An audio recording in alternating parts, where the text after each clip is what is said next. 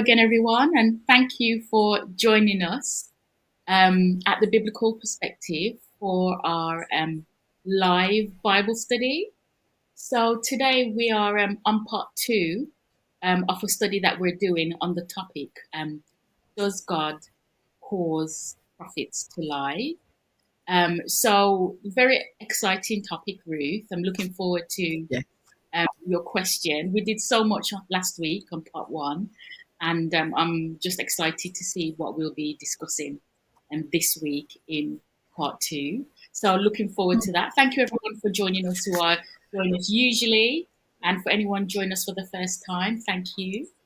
This is an interactive Bible study, so if you do have any questions or comments, please leave them in the chat, and we do endeavour to try and ask all of the questions that you do have during the live, so that we can interact with you and answer any of the questions you might have.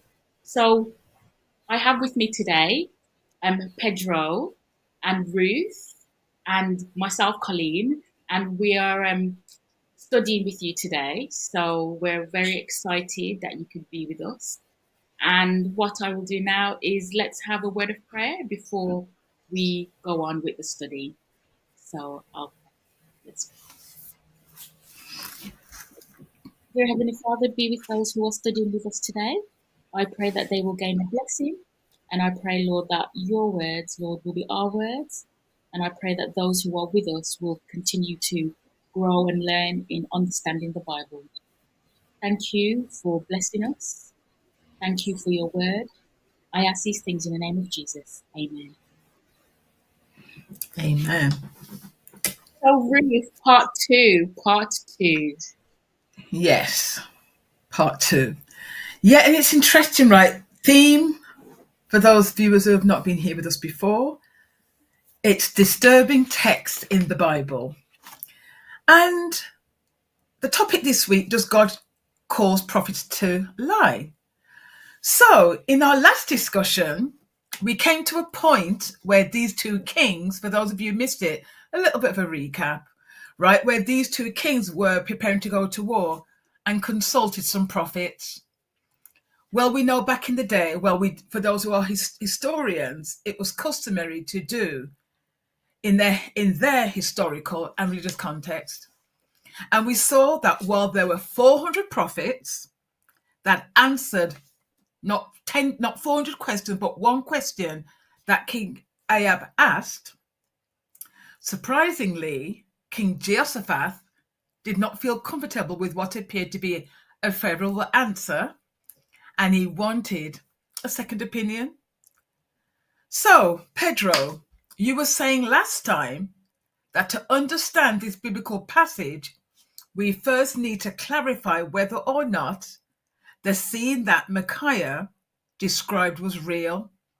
But I want to go further and ask you, what difference does it make whether or not Micaiah, what he saw was a real event?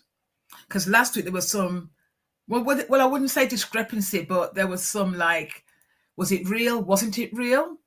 So what difference does it make if it was real or not? If you ask the question whether it was real or not, it means it possibly can make a difference, because Okay. you will not have the same opinion, I guess, if this is a real thing and if it's not a real thing. Why? Because of the nature of the story itself. It's not a common story where we see God sitting on his throne, sending spirit who are lying spirits to prophets. This is a unique text in the Bible. So it is crucially important that we find out whether this is actually a real event that took place or if it is not. But before we answer this question fully, it is good for us to be reminded of what the story is. And if you don't mind, I would want you to read for us, just to refresh our memory, the part of the story that is important at this point, which is 1 Kings chapter 22, verses 19 to 23 for me, please. Okay. And Micaiah said, "Therefore hear the word of the Lord. I saw the Lord sitting on his throne, and all the hosts of heaven were standing beside him on his right hand and on his left. And the Lord said, who will entice Ahab, that he may go up and fall at Ramoth Gilead?" And one said one thing, and another said another. Then a spirit came forth and stood before the Lord, saying, "I will entice him." And the Lord said to him, "By what means?" And he said, "I'll go forth, and I'll be a lying spirit in the mouth of all his prophets." And he said, You are to entice him, and you shall succeed. Go forth and do so. Now therefore, behold, the Lord was putting a lying spirit in the mouth of all these prophets. The Lord has spoken evil concerning you. All right. So this is basically the story that we are dealing with. And last time Yes. we made 2 points which I would want us to be reminded of before we go any further. And remember, we're answering the question as to whether or not this is a real event that took place, that Micaiah is reporting to the king. That is the scene with God sitting on his throne and the whole host of heaven around him, and Yeah. this lying spirit appearing. So Yeah. the first point that we made, if you look at verse 19, it says, Micaiah says, I saw the Lord sitting on the throne. And that's really the beginning of the rest, or the beginning of the passage that is so disturbing to us. Among this seeing that he does is the lying spirit coming forth.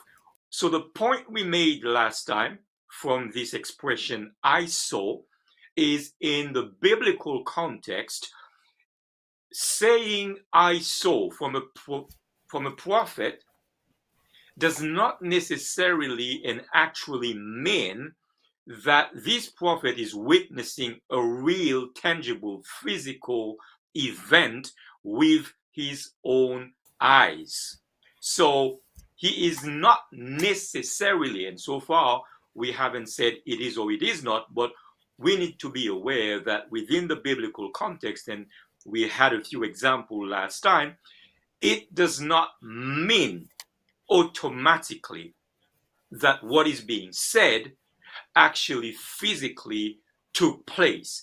It could just be a figure of speech or an image, or this prophet using imagery to convey a point. So that's the first point that we need to take into consideration. Remember, your question is what difference it makes whether this Yes. lying spirit really existed and whether he really spoke with God, and whether God really said to him, go and lie to the prophets. Right? So that's the first point. The second point we made is within the biblical context, again, and we had examples for that, God is in charge of anything that is happening in the world. And that happens through an understanding of his active will. That is when he is actively involved in something and he does it himself, or when he is not actively involved, but he passively allows. In the mindset of biblical writers and in the religious context within which the Bible is written, both make God responsible for what happens, because he Yeah. has the ultimate power to oppose himself to whatever he doesn't actively do. But since he does not oppose himself, then he allows it. Therefore, if he allows it, he also can be held can be held responsible for doing it. So these are the 2 points that we made. Now, to answer your question as to what difference does it make, really, we need to go back to the reaction of Jehoshaphat to what the 400 prophets said when they were consulted by Ahab. And for that, we need to read 1 Kings 22, verse 7 this time, please.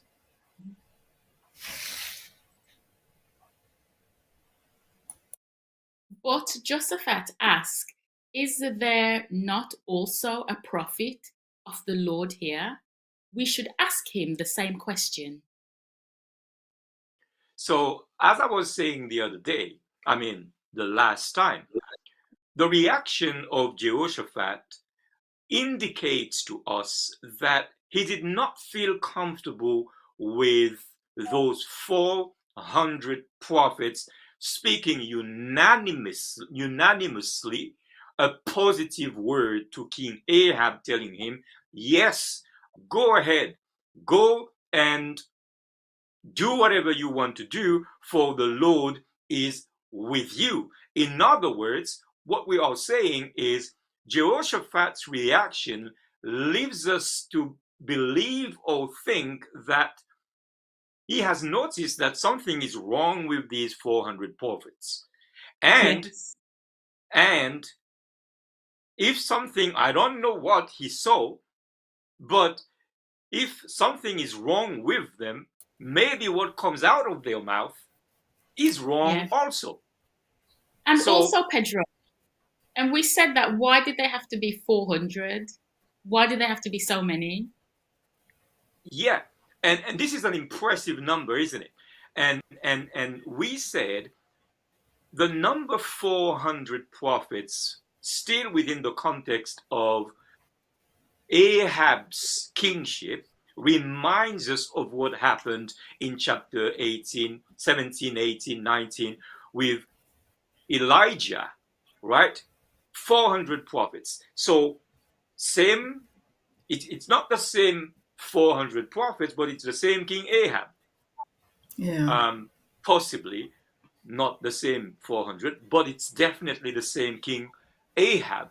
So now Jehoshaphat is concerned that these people might not be telling the truth that he wants to hear.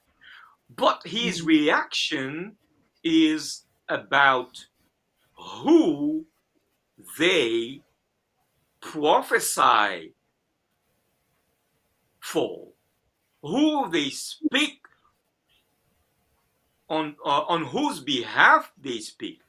Now, he says, isn't there a prophet of the Lord?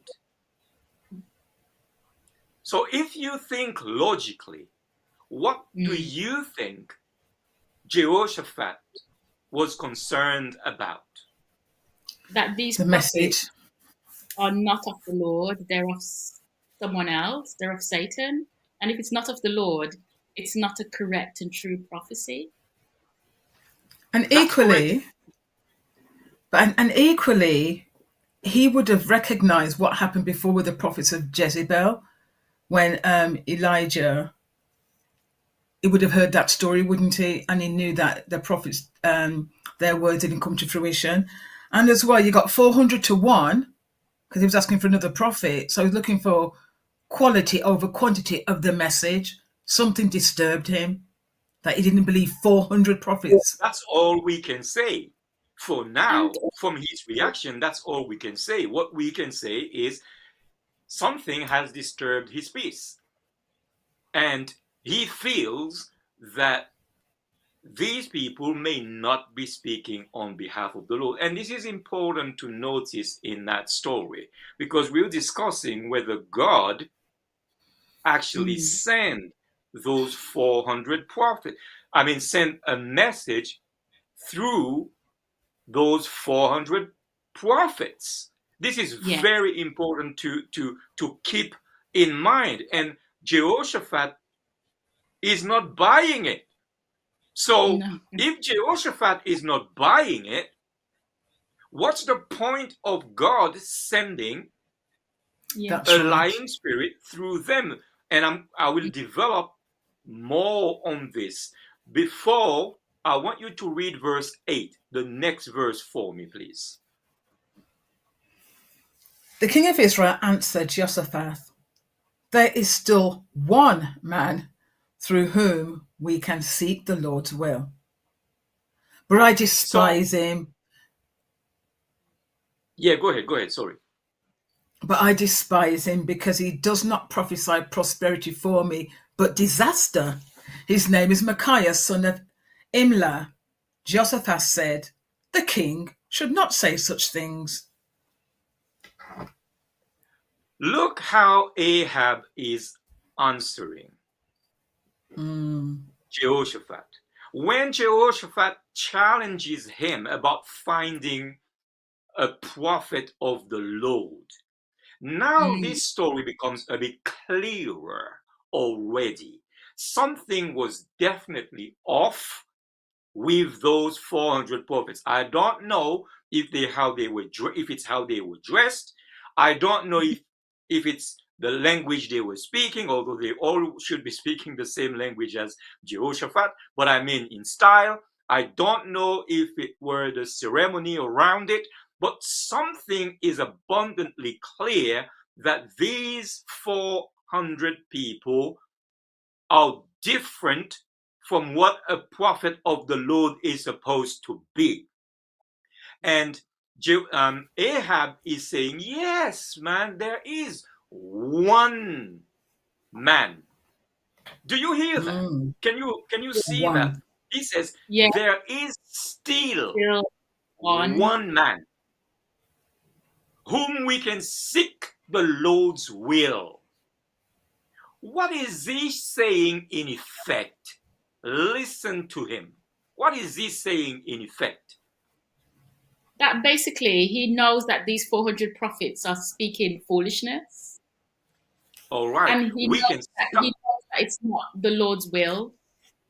Okay, we can start seeing that Ahab himself knows the difference between who is Mm. who. We're not fully into this, but we can see that already. Now, why is Micaiah, because he's talking about Micaiah, why isn't Micaiah among the 400 prophets? Because it's not You of their see, this kind. is It's not of their kind. And plus, when he Yeah, said to because Ahab, "Is there not a prophet amongst the Lord that can actually give us a message as well?" Because he knew that these were not God's prophets, because he would not be seeking another prophet if these were of God. okay, that's Jehoshaphat saying this. But Yes, my question is, why isn't Micaiah among those 400 prophets? Why does Ahab have to go and get him? If they were, you see, these are clues in the story that allows us to understand what is going on. yeah, If Micaiah were the same as the 400, he would have been among them. But he's not that's among right. them. And why is he not among them? First of all, because he is, according to Ahab's confession, he is a prophet of the Lord. Now, That's right. that may pass you without noticing, but in mm, effect, this is what he is saying. This Yeah. guy is of the Lord. And where is he? Hmm.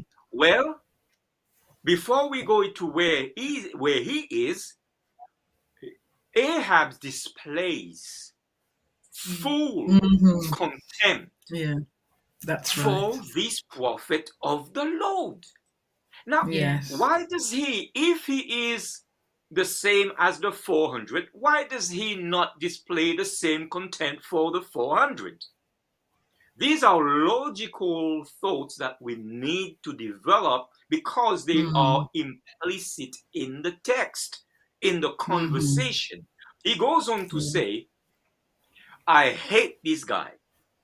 that's Despise right. And him. And then he goes on to say why. He says, Yes. Yes. Yeah, go ahead. He doesn't Yes. prophesy anything good about me. Uh-huh. He doesn't prophesy anything about me now. You can understand why he is separated from the others. All of Mm. these are clues in the story. The 400 have don't have an agenda that would upset the king. That's why he consults them and he separates them from the one who upsets him, right? Yes. All of these play into what Jehoshaphat is seeing through the conduct of these 400 prophets. Now, probably he is not among them also because we know the king despises him, and the spite is due to the fact that he speaks on behalf of the Lord, and what he speaks displeases Ahab. Now, if the Lord sends messages that displease Ahab, what does that tell you about Ahab? He's a bad man. Behavior is All Yeah. right. bad, and he's not a follower of the Lord. All right. And if you look at verses 26 and 27, the reason why he is not among them, it's because he is in jail. Because Ahab has put him there. Why? Mm. Because he is a prophet of the Lord. What does that make the 400 prophets? Now, all of Yeah. this is very Prophets important. of Satan. Yeah. Yeah. All we can see is the difference between these two, 401. And I believe through verse 8, we have here an admission on the part or a confession on the Of part of Ahab. the king about Yeah. what he is not interested in. Yes. And he is not interested in what the Lord has to say. No, he's This not. is Yeah. very clear. And more importantly, he is interested in what he wants to do, what Yeah, he's he not. thinks that he should be Yes. doing. So Mm. this scene of Micaiah, now let's come to this. This scene of Micaiah seems to be a portrayal of not where God is and does, but where Ahab is and where Ahab does. You see, Mm.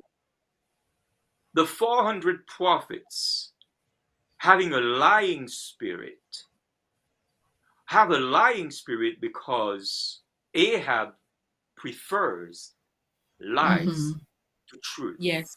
So that Yes. sin is about a depiction of Ahab's mental state. Are you with me? Yeah. That Hmm. has less to do with what is happening in heaven than it has to do with what is happening on earth with this king. Yeah. Are you with me? Hmm. Yes. Yes. Yes. So, Yes. so Yeah. this tells us that we're closer to a conclusion that this is actually not Yes. a real sin taking Yes. place, but Mm. a display of Ahab's own mental state. He is Mm. among liars, and he knows he is among liars. And I will build on this further. And also, Pedro, this is really, really excellent what we've just done here because it highlights the importance of, um, you know, really reading the Bible because all what you've just discussed is there in the text. Everything that we've just discussed to either prove or dispute, whether it was a lying spirit from God, if it was from God Himself, or if it's real, if it's literal, all of that is in the text. And all it takes is that time, energy, and effort to read the text to really understand it. So I think it just goes to show how important it is to really like get deep into God's word and to really understand what God's saying before we draw erroneous conclusions. That's correct, and if I may, that's correct. And if I may just add, you remember when the Spirit came in the scene that Micaiah is describing, God Yeah. says, "Go and you will succeed." How does God know that He will succeed? If He is a lying spirit, how does God know that He is? You will tell me it's because it's God. No, it's because He knows that Ahab is not interested in truth. Ahab is interested in lies. His life is about lies. So he knows that a lying spirit in the sin, all right, let's remember, in the Yes. sin, and this is why we have that sin, to expose Ahab's mindset. That has nothing to do with what's going on in heaven. It has to do with exposing Ahab's mindset, who knows that these 400 prophets are not telling the truth. He knows that. So God does not need to send a lying spirit. He has that lying spirit in him. And just giving him what his heart desires, more lies on top of his own. So it's good that you've drawn that out, Pedro, because we were looking at Micaiah, what Micaiah saw, was it a real event or not? But I want to add to this, and thank you for that discourse, and thank you for your comment, Colleen.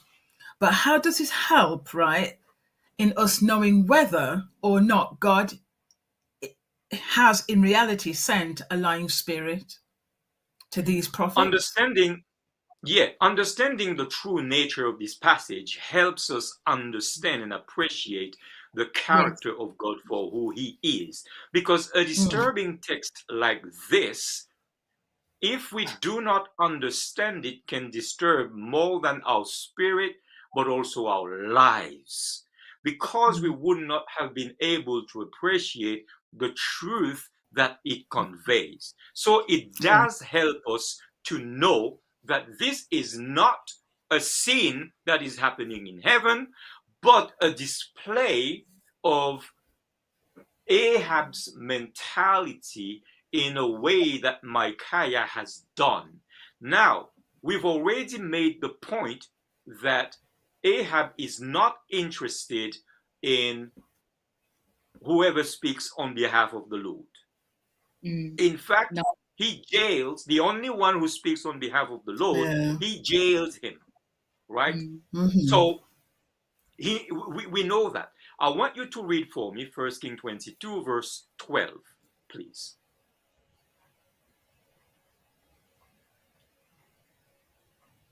Okay, I'm reading from the New Living Translation, and it says, all the other prophets agree. Yes, they said, go up to Ramoth Gilead and be victorious, for the Lord will give the king victory. Now, looking at this verse, let me ask you this question. Do these Isn't prophets actually know that they are not speaking on behalf of the Lord? Yeah, Absolutely. do, but it's interesting how they said, "For the Lord will give the king victory." So they're they're pretending to be speaking on behalf of the Lord.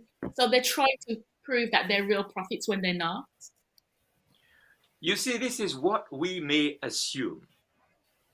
We assume when we look at the text like this, we assume that this is what they are doing. But let me tell you something. These, and I will show you, these prophets knew very well that they were not speaking on behalf of the Lord because they were not consulting the Lord. At no point That's do you right. see that they consult the Lord. And again, remember the background of Ahab and Jezebel and their prophets. So That's right. these 400 prophets know that they are not speaking on behalf of the Lord, although they speak in the name of the Lord. This is what you need to catch. Yeah. Yes, important That's point. right.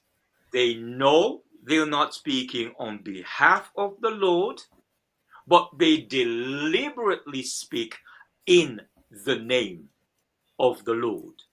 Why? Are It's you a asking a question to question? you. Yeah. Yeah. I'm Well, asking you why? this question. Why? Because once you bring the name of the Lord in, it sounds very plausible that it's come from God. They know how to use words to actually convince people because that's You what they see, did. and we will see very clearly how they knew they were not speaking on behalf of the Lord. Yet, this is a culture in this kingdom. The Yes, northern kingdom, definitely. historically speaking and religiously speaking, the Yes. northern kingdom of Israel had this habit. In fact, you can find that as far back as the children of Israel coming out of Egypt and making a golden calf and say, let's worship Mm-hmm. the Lord. While Mm-hmm. knowing Aaron, who did that calf, that golden calf, said to Moses, I just took the what The was it gold. again? I The just gold. took the gold, threw it in the fire, and And out came a there came calf. out a calf. That's right. Did Aaron know that this was not the Lord?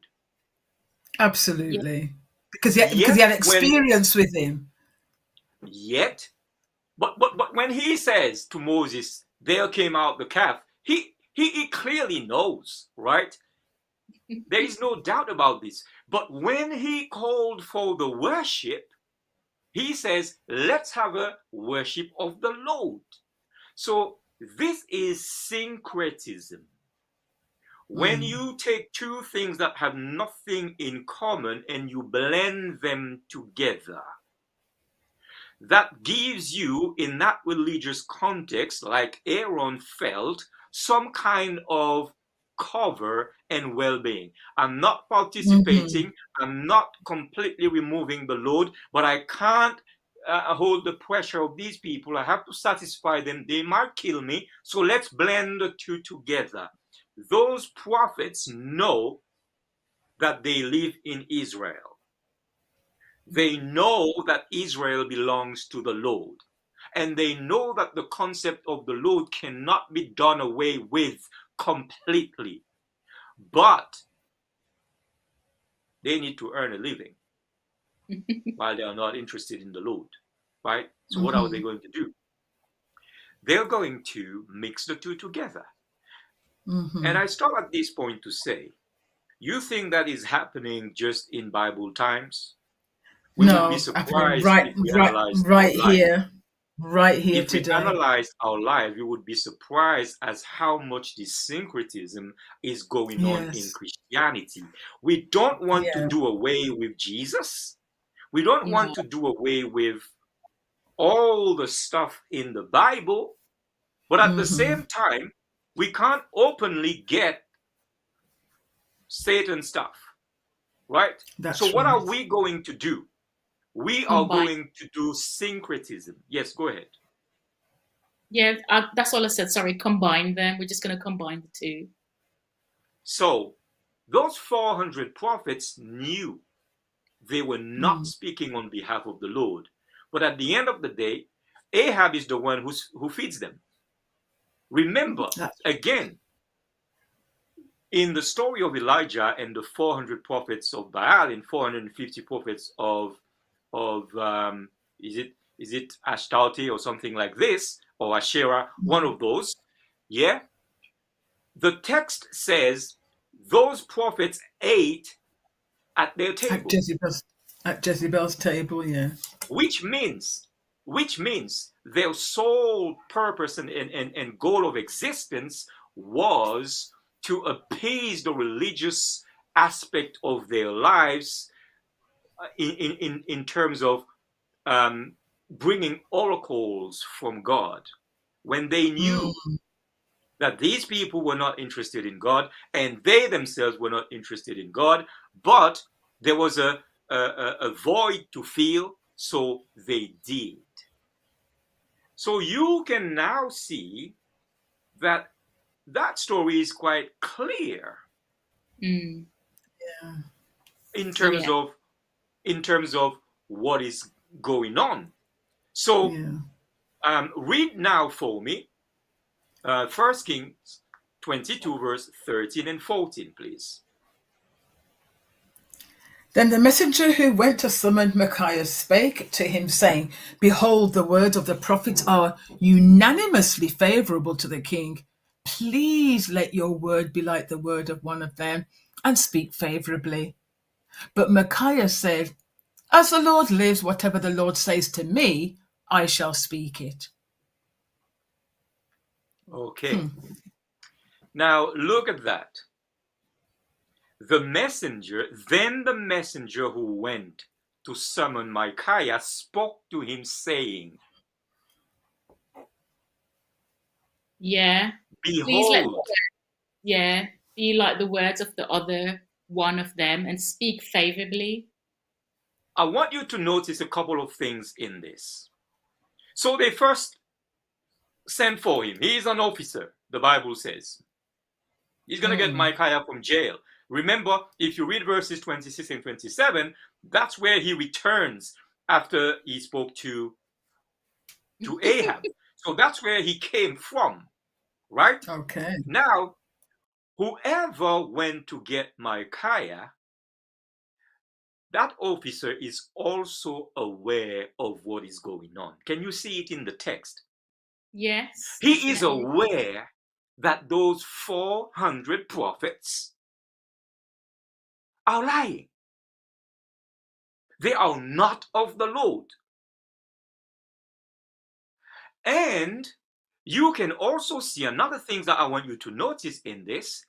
He says to Micaiah, please, look, everybody has spoken unanimously. All these people have spoken unanimously to hear. And he says, please, Micaiah, let your word be like the word of one of them. What does that tell you? Tell me.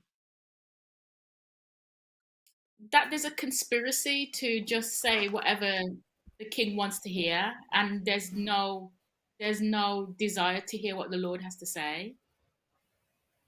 You see, that is very true, and there is something more.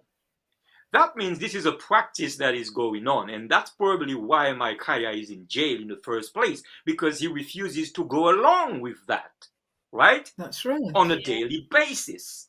But look, this guy is saying, please. Now, That's don't take right. this just as a politeness sign. That's If right. It's like a begging. that word is in the text, it has a reason. It's emphatic, isn't it? Please.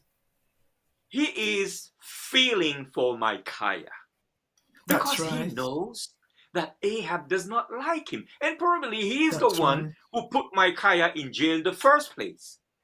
And I mean, that story becomes so clear. The fact that he says to Micaiah, look, before we go over there, you don't want to go back to that jail, do you? Right?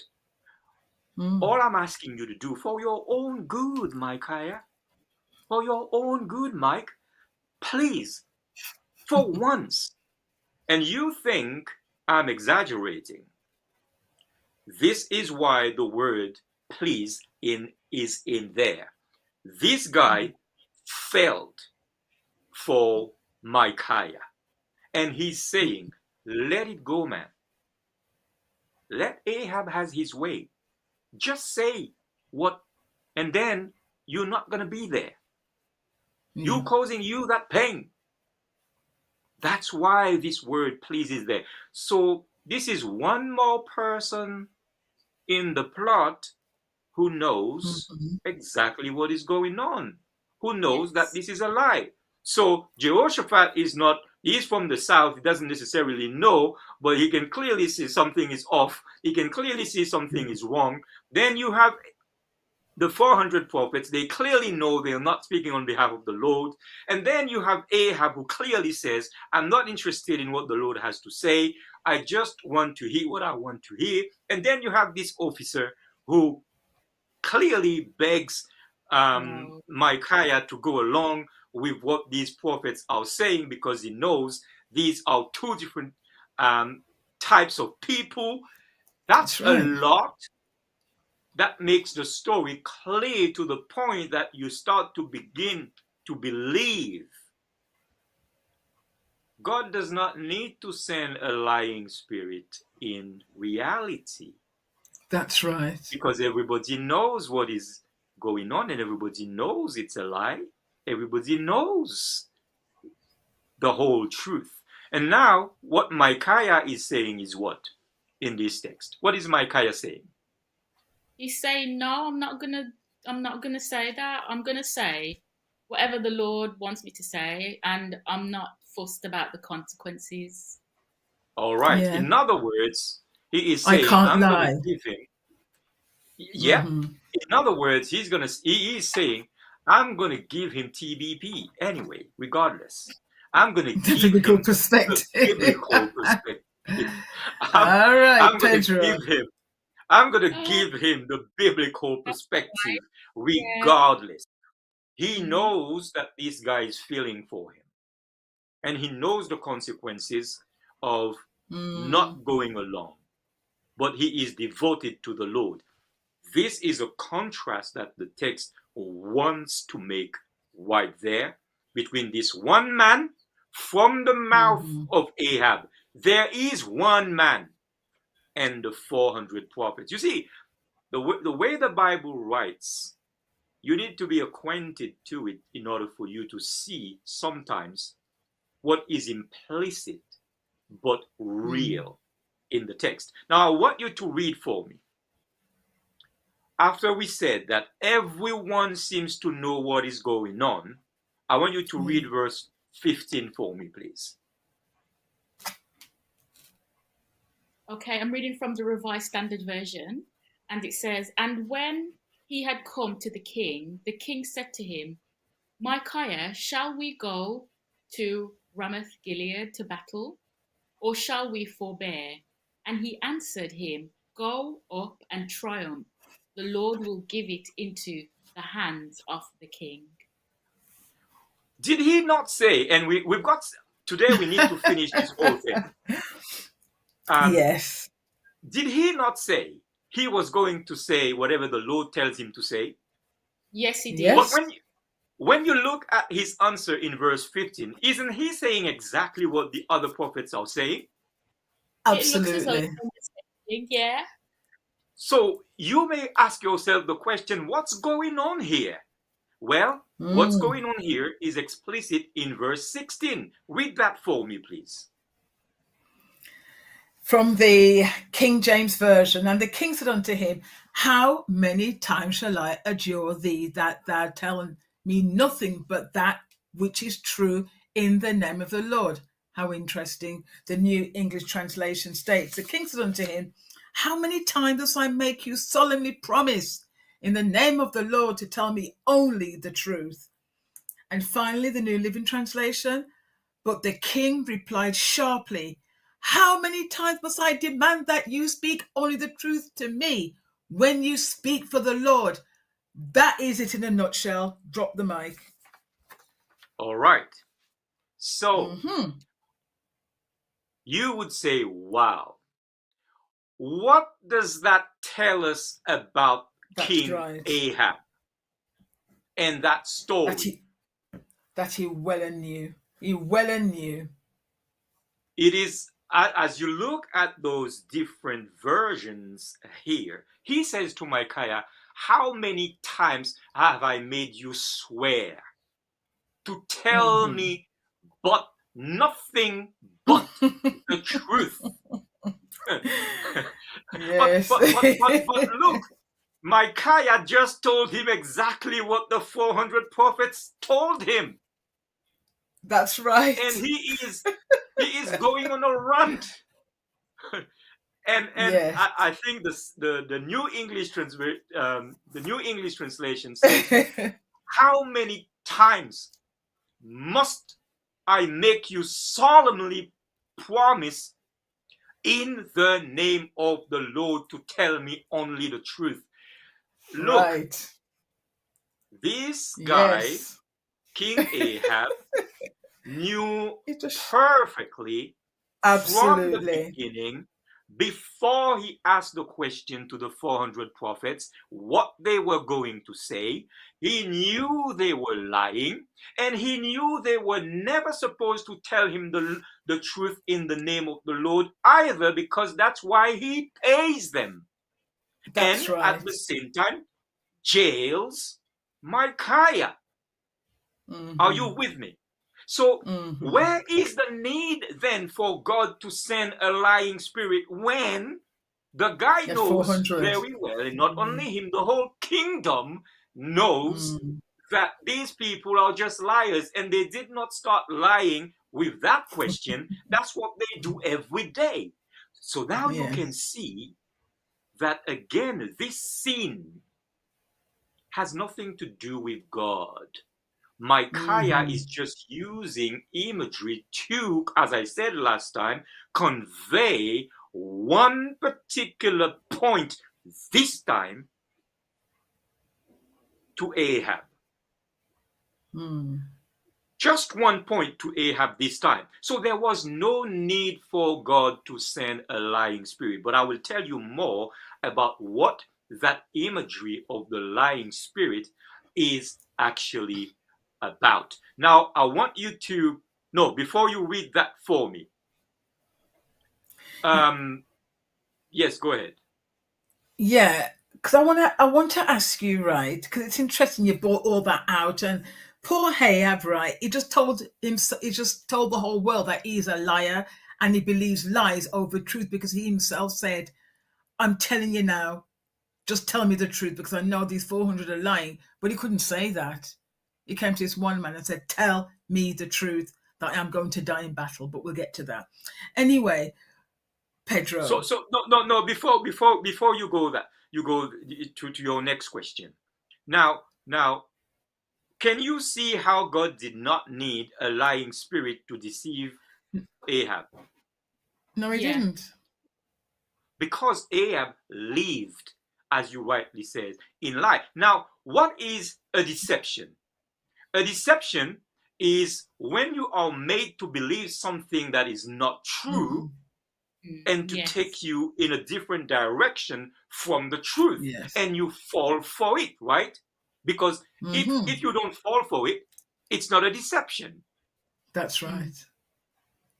Can you see how that invalidates? Since Ahab knew the truth, can you Hmm. see how when God says in Micaiah's vision or talk, go and seduce him and deceive him? Can you see that is not the point that is being brought forward in this whole scene? The point that Mm. is brought forward in this whole scene, as I said last time, is Mm. God said this time through Micaiah, your time is up. Yeah. Your time is Yeah. up. God, and that's the meaning of having the host of heaven around him. Mm. God has made the decision that no one can change, that you Hmm. will be gone That's through that right. experience. Are you with me? So, Yeah. so, so now you can see that God does not deceive people, No.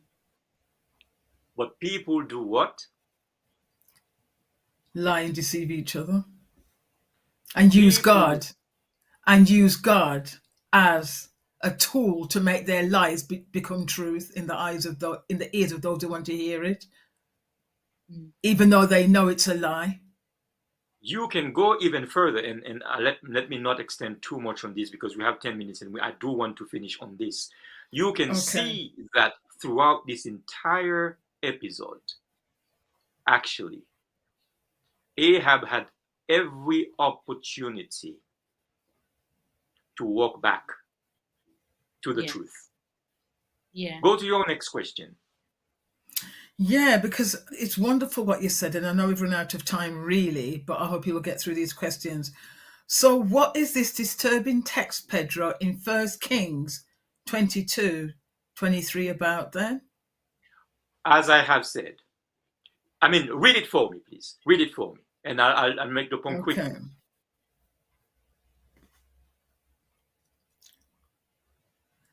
Now Read it. therefore, behold, Now therefore, the Lord has put a lying spirit in the mouth of all these your prophets. The Lord has spoken evil concerning you. So as you can see it right here, and thank you for making it bold. Now therefore, the Lord has put a lying spirit in the mouth of all these prophets, but it was never the case because those prophets never were in contact with the Lord.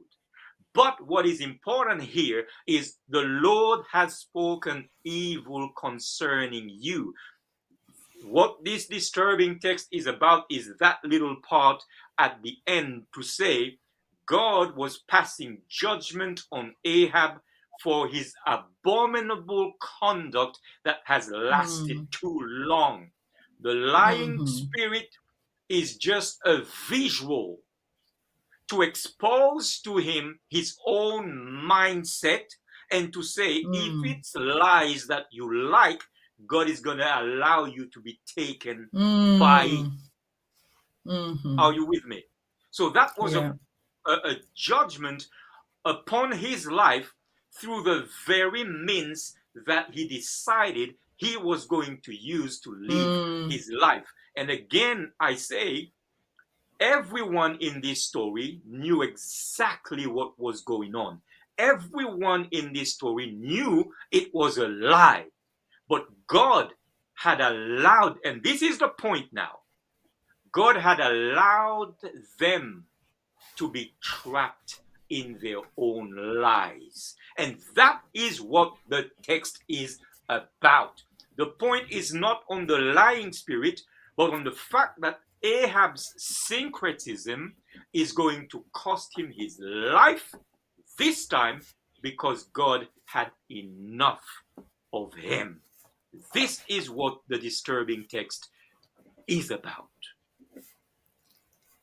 Very, very, very, very eye-opening, very poignant. But what should we learn from that, Pedro? Because that was deep. Okay, we've got about 7 minutes. What should we learn from that? Yep. You remember I spoke to you about syncretism. Now let me go back to the point.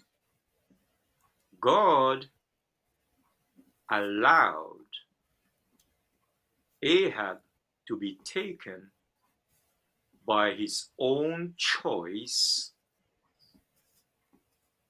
or to be trapped rather, by the net that he made. Or, you know, That's in right. English, you say you make your bed and you're going to sleep in it. Yep. Yes. God allowed him to sleep in the bed he made. Now, that principle has not changed. What can we learn from that? Go to 2 Thessalonians for me, chapter 2, and read verse 11 very quickly. And for this cause God shall send them strong delusion, that they should believe a lie. You see, the story of Ahab could be tightly attached to this, but this is not speaking about Ahab. And to understand it, you need to read a bigger part. And I ask you to read from verse 9 to verse 12 for me, please, in the 5 minutes we have. Okay, I'm reading from the King James Version. It says, even him whose coming is after the working of Satan, with all power and signs and lying wonders, and with all deceivableness of unrighteousness in them that perish, because they receive not the love of the truth, that they might be saved.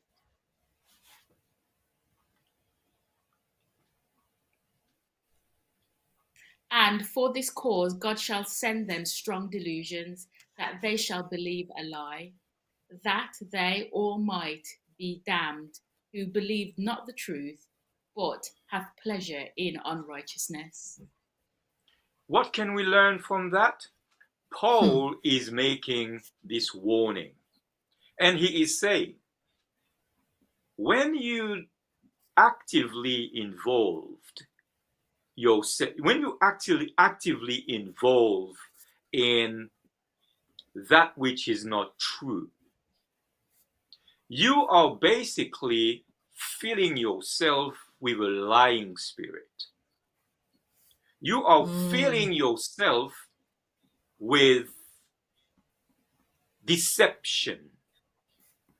When you play with the truth, when you do not allow the truth to control your life, and in this case, the Bible is speaking about the gospel. We're talking about what we can learn from that. Now, if we're talking about the gospel, we're talking about Christianity. And we're talking about what we say we believe in as Christians. When we do not allow the truth of the gospel to control our lives, we are inviting deception to take hold in our lives. And when the text says, because they did not have a love for the truth, God sent a powerful delusion. Again, it is the Judeo-Christian mentality of God being responsible passively for what is happening. It's not that God is actively leading you astray, but because you have rejected him and what he tells you, there is not a place in your life and your heart to actively do what you know you should do and practice what you know you should practice. You reinforce everything that is false, and that is viewed as you are deluded, and you delude your own self. But within the religious context of and biblical context, it could be construed or say God has sent a powerful delusion. People who make their feelings the ultimate judge of God's character rather than his word, they will be trapped in those things. And an example of that is 1 Kings 22:23.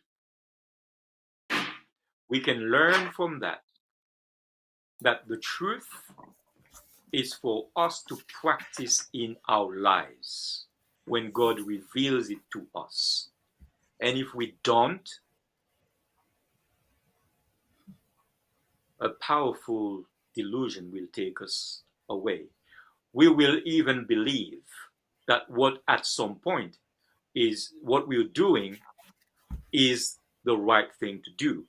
You know, Ahab, while he knew it wasn't true what the 400 prophets were saying, while Micaiah told him, you're not going to come back from that, he still went. A powerful delusion that he himself built. Let's learn how not to do that by accepting the truth as it is. When God gives it to us, gives it to us, and run with it. Now that was powerful, Pedro. That was absolutely powerful. And you know what, viewers? We know that this wonderful book, TBP, this is where Ahab sealed his death in not listening to it and obeying it. And as Pedro said, he was sent a strong delusion, which led to his death. But that's what he wanted. That's what he asked for. But didn't realize the end thereof would have affected not only him, but his family. So as Colleen said earlier, time, energy, and resources it's what it takes to actually get into this and do it well.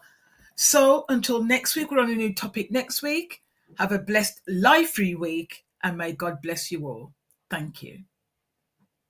What is REBU?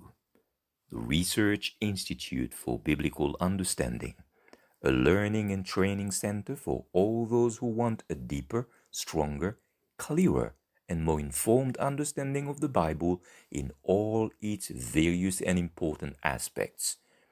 It's there to develop and equip you with proper skills in the field of biblical studies. Regardless of where you're at now, Reba will take you further on that journey to reach your full potential in understanding the Bible. We are now in the process of registering people for the different plans and programs that Rebu offers. Wherever you are in the world, Rebu is there for you.